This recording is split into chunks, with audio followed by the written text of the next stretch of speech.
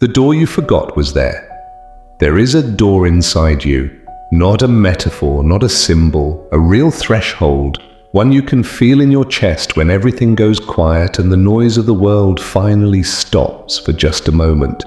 A door that has been sealed for so long, you stopped believing it was ever there.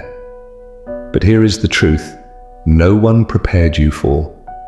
You did not forget about this door by accident. You were taught to forget.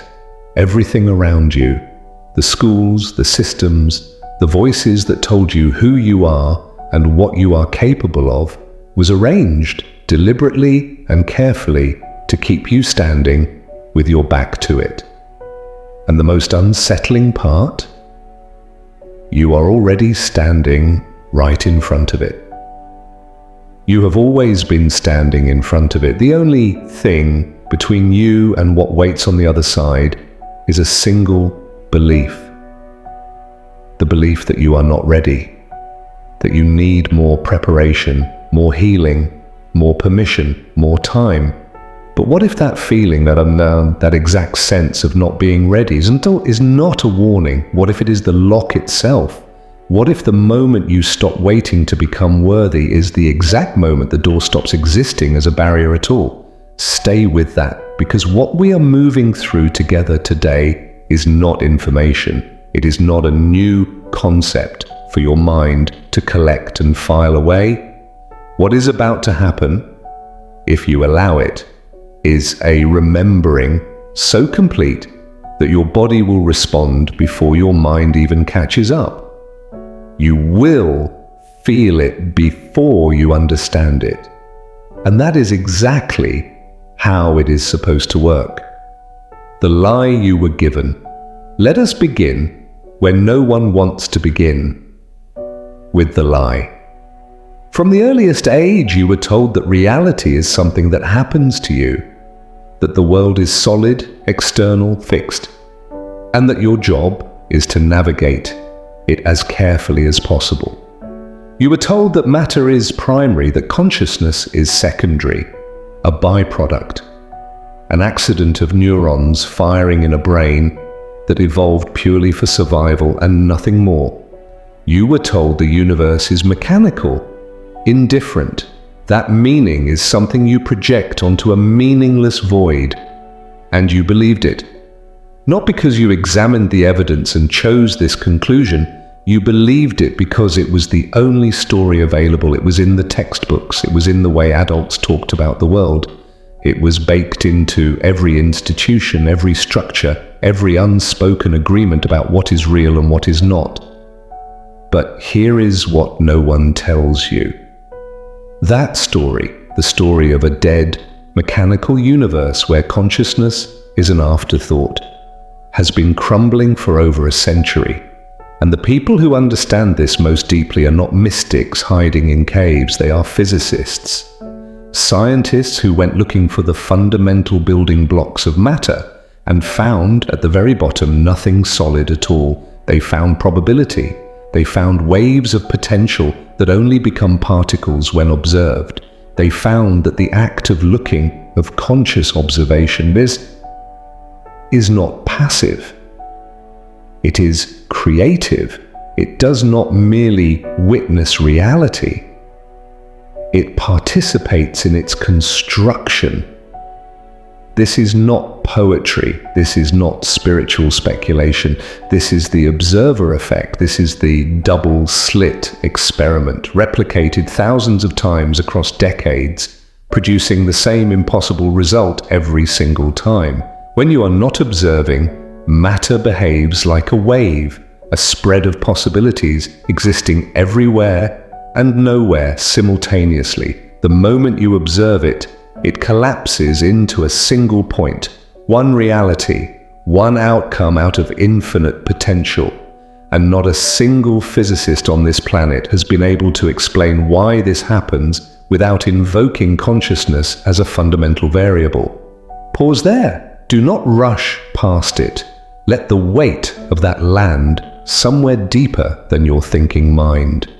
The most rigorous, evidence-based discipline humanity has ever created the one that gave us semiconductors, lasers, and nuclear energy, but has been telling us for 100 years that consciousness is not a passenger in this universe. It is the driver. It is the field in which reality takes shape. Why this was hidden? So why does this understanding stay at the margins? Why have the implications been quarantined inside academic journals while the rest of the world operates as though matter is king?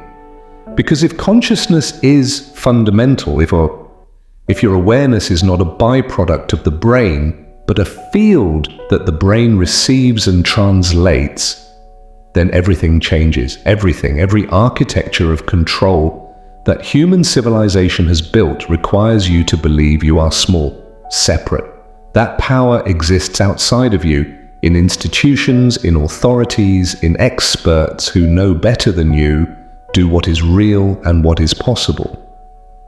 The moment you realize that your consciousness is not contained inside your skull, that it is a field, that it interacts with and shapes the very fabric of reality, you become ungovernable, not politically, ontologically. You become someone who cannot be managed through fear because you understand that fear is a frequency and frequencies can be changed. You become someone who cannot be controlled through scarcity because you recognize that scarcity is a perceptual filter, not a fundamental truth. This is the forbidden portal, not a mystical dimension floating above the clouds.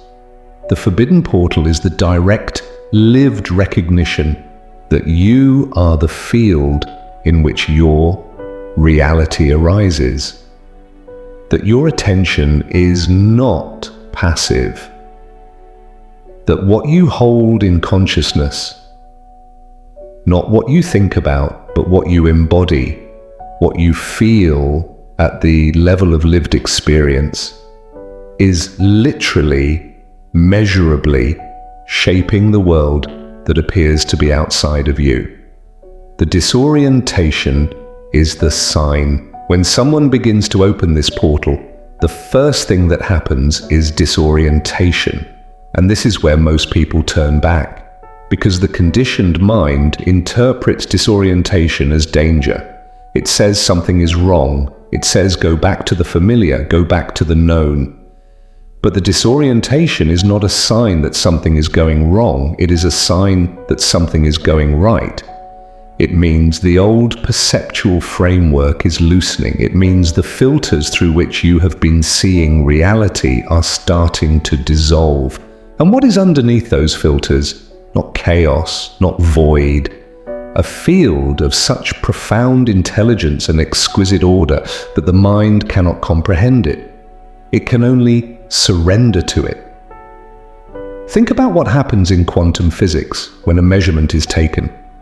Before measurement, the quantum system exists in superposition. All possibilities present simultaneously.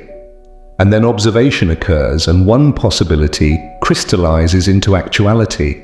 Now think about what happens when you are in a state of deep presence, when the mental noise quiets, when you stop narrating your experience and simply exist within it. What happens to time? What happens to the boundary between you and your environment? It softens, it blurs, sometimes it disappears entirely. And in that disappearance, something extraordinary emerges, a knowing that does not come from thinking, a clarity that does not come from analysis, a sense of being connected to something so much larger than your personal story that the story itself begins to feel like a costume, not the body underneath. This is not wishful thinking. This is the direct experience reported by contemplatives across every tradition for thousands of years. And it is now being corroborated by neuroscience. When the default mode network of the brain, the network responsible for self-referential thinking, for the narrative of me and my life and my problems, when that network quiets down, the brain does not go dark. It lights up in entirely new ways. Regions that normally do not communicate begin to synchronize. The brain enters states of coherence measurably different from ordinary waking consciousness. And the people who experience these states do not report emptiness. They report fullness. They report a sense of reality more real than their ordinary experience, not less.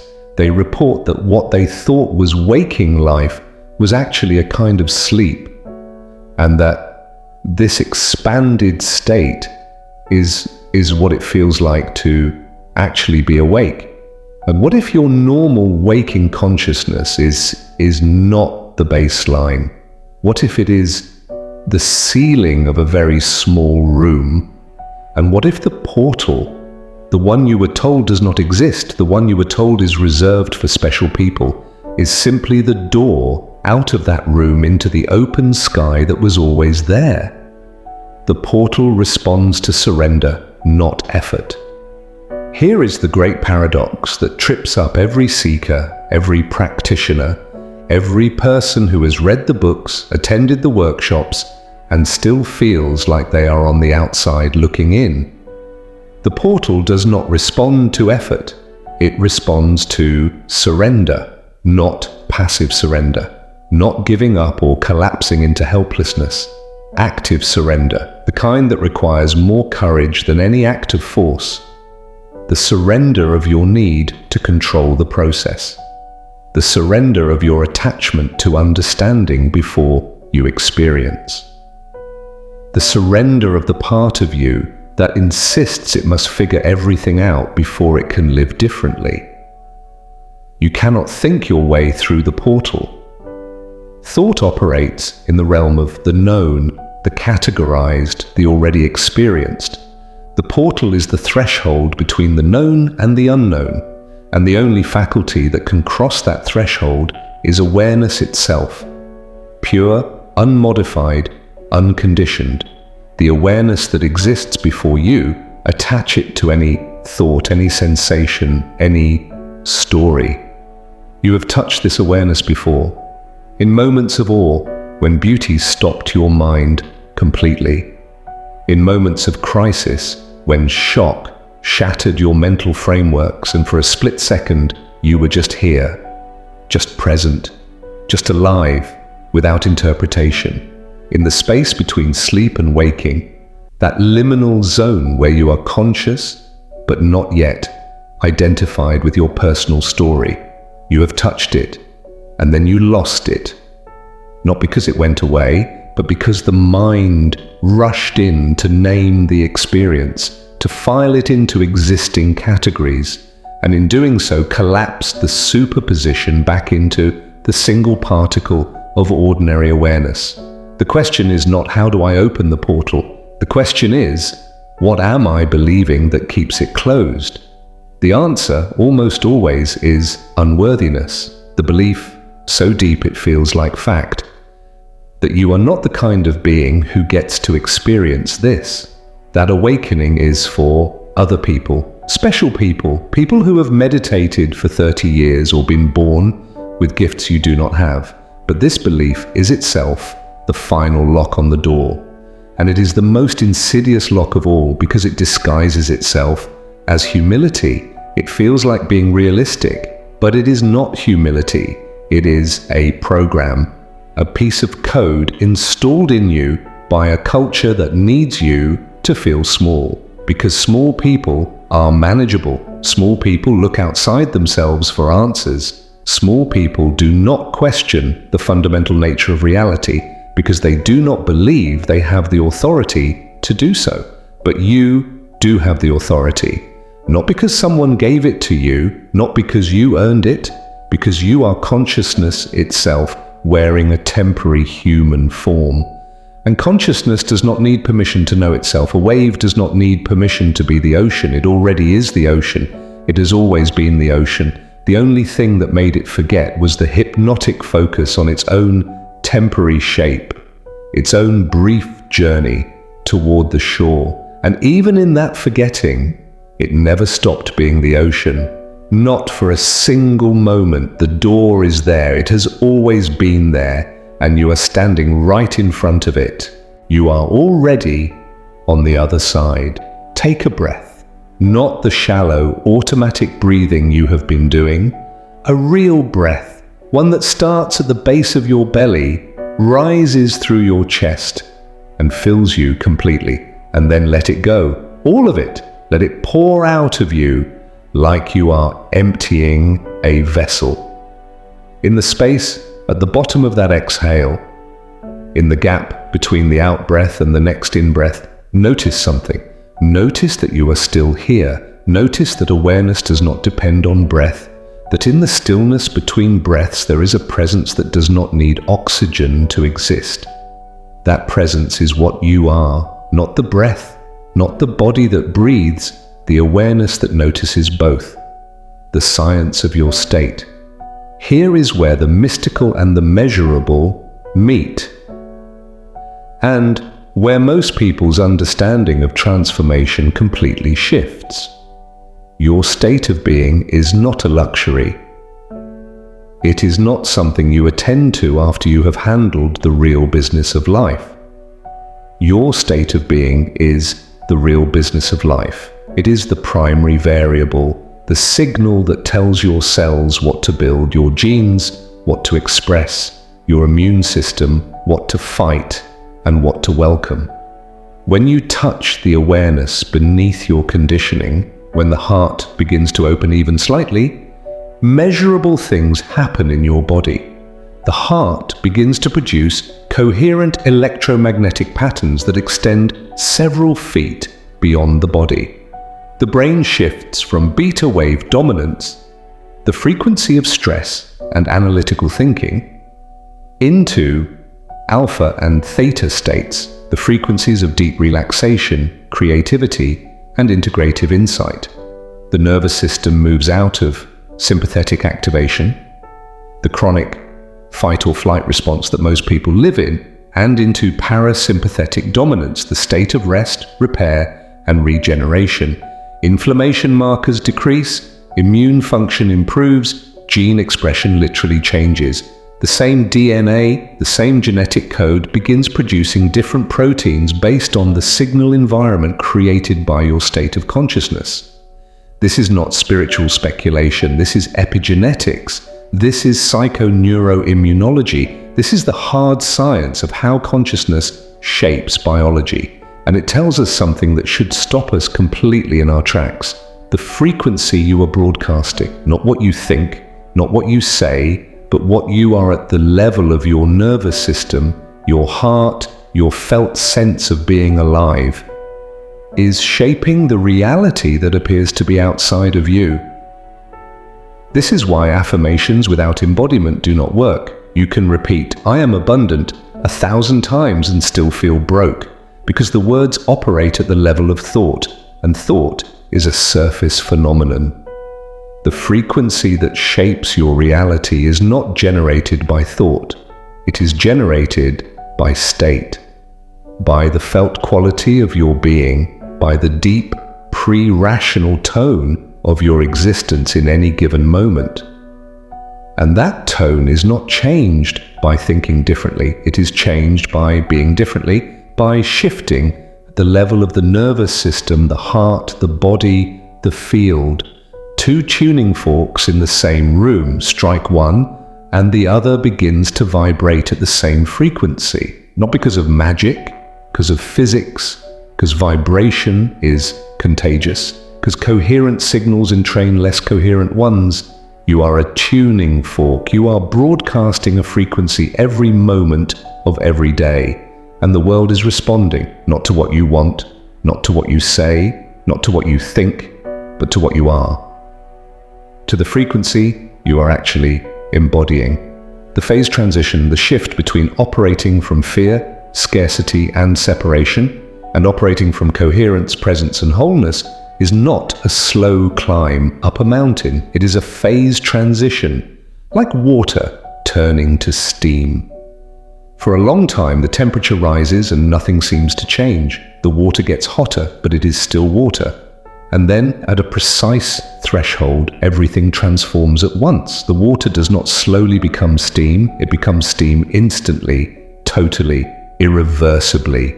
You are approaching your threshold. That is what the discomfort you have been feeling is about. That is what the restlessness is. That is what the sense of something needs to change. I cannot keep living the way I have been living. That is not anxiety. That is not something wrong with you. That is the heat rising.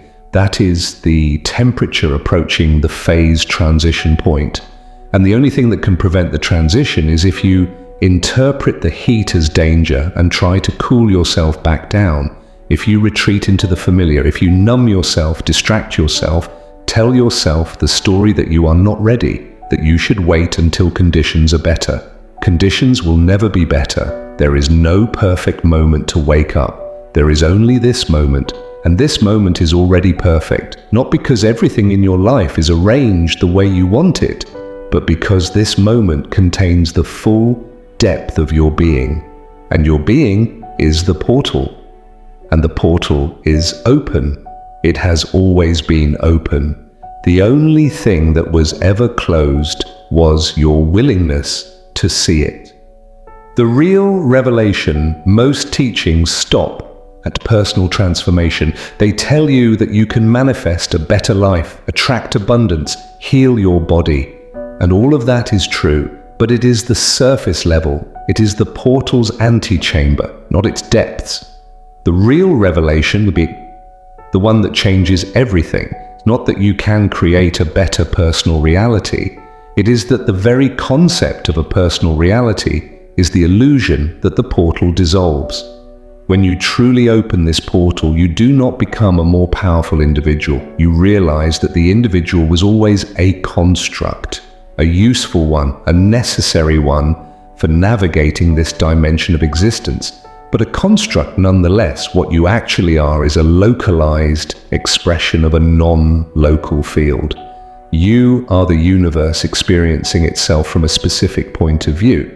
And when you recognize this, not as a concept, but as a lived reality, the boundary between self and other becomes permeable, not in a way that is destabilizing, but in a way that is profoundly liberating. You begin to experience other people not as separate entities competing for limited resources, but as other expressions of the same field you are. This is what every wisdom tradition has been pointing to.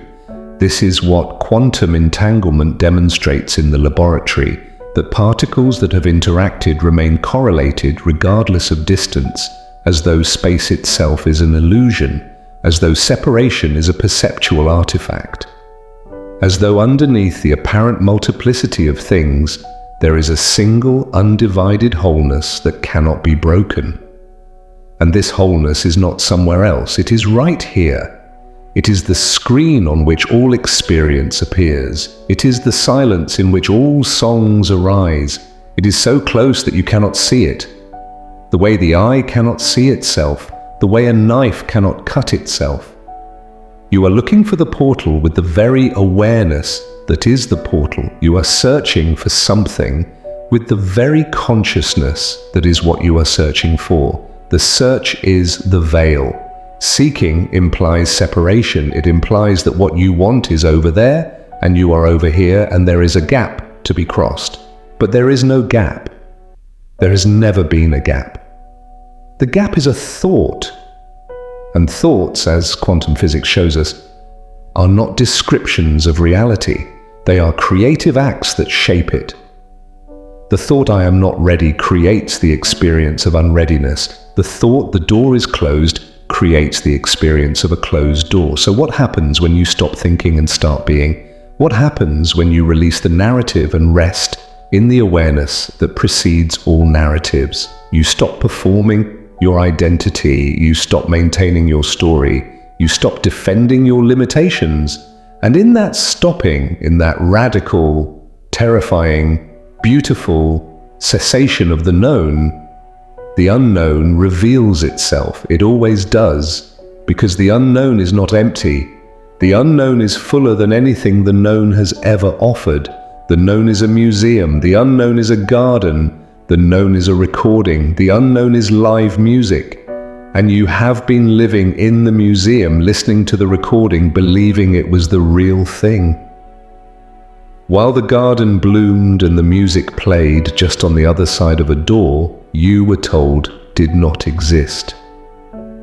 But you can hear it. You have always been able to hear it, that faint music underneath the noise of your thoughts. That subtle aliveness underneath the heaviness of your conditioning. That quiet knowing underneath the loud confusion of the world. You are already home. When you are aligned, when heart, mind, and body are resonating together, broadcasting the same signal into the field, reality reorganizes around you, not because you are forcing it, not because you are manipulating it, because you are finally in tune with it, because you have stopped fighting the current and started flowing with it, because you have remembered that you are not a separate thing trying to survive in a hostile universe. You are the universe itself, temporarily focused into a human form, playing the most extraordinary game ever devised, the game of forgetting what you are so that you can experience the ecstasy of remembering. This is the power that has been kept from you, not because of malice, but because the systems designed for sleeping people have no use for awakened ones. When you begin to operate from the field rather than from the conditioned mind, those systems become irrelevant, not through revolution. Through transcendence, you do not fight the old paradigm. You simply stop feeding it with your attention, your belief, your fear. And without that fuel, it dissolves in the way a dream dissolves when you wake up. Not with a bang, with a recognition that was never real. This is real. This awareness, this presence, this aliveness. So here is your choice, the most important choice you will ever make. Not a choice about what to do, but a choice about what to be. You can take what you have encountered today and file it away as interesting content, or you can let this be the moment you stop waiting, the moment you stop preparing, the moment you recognize that the portal is not ahead of you on the path. The portal is the path. Every step you have ever taken has been inside it. Every breath you have ever breathed has been its atmosphere. Every heartbeat has been its rhythm. You have never been outside it. You have only believed you were. Plant the seed of wholeness. Plant the seed of readiness. Plant the seed of I am the field in which my reality arises. And I am choosing right now to arise differently. Not as hope, not as wish, as recognition, as the most natural thing in the world. Because what could be more natural than being what you actually are? The portal is open. It has always been open. You are already on the other side. The only journey left is the journey of realizing there was never a journey to begin with. Just this. Just here. Just now. Just the infinite depth of awareness, looking at itself through your eyes, breathing itself through your lungs, loving itself through your heart, and whispering in every moment, in every breath, in every heartbeat, welcome home. You never left.